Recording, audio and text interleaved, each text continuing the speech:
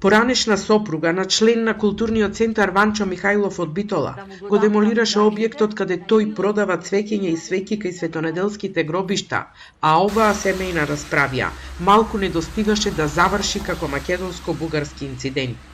Вчера, културниот центар Ванчо Михајлов, скршеното стакло на киоскот собственост на секретарот на Сдруженијето, се обиде да го прикаже како криминален и вандалски чин, па дури и да се посомнева дека за овој настан се крие нешто друго.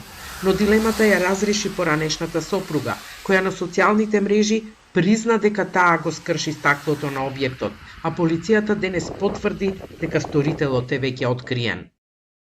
Полициски службеници презеле мерки и било утврдено дека сторител е неговата поранешна сопруга, која во службен разговор со полициски службеници во полициската станица Битола го признала делото и појаснила дека го сторила поради нивни недоразбирања.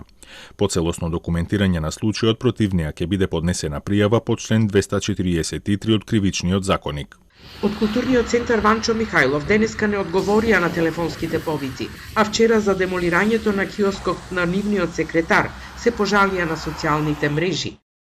Направена е пријава до надлежните органи во СВР Битола. Се надеваме сторителите да бидат откриени и санкционирани во најбрз можен рок.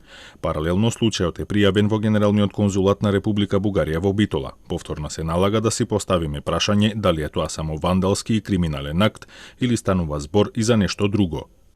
Инаку за културниот центар Ванчо Михајлов јавноста дозна лани во март со писмата кои од ова здружение ги упатија до бугарскиот државен врв, но и меѓународните организации со поплаки дека нивните членови се соочуваат со бугарофобија во Македонија и стравуваат слободно да се изјаснат како бугари.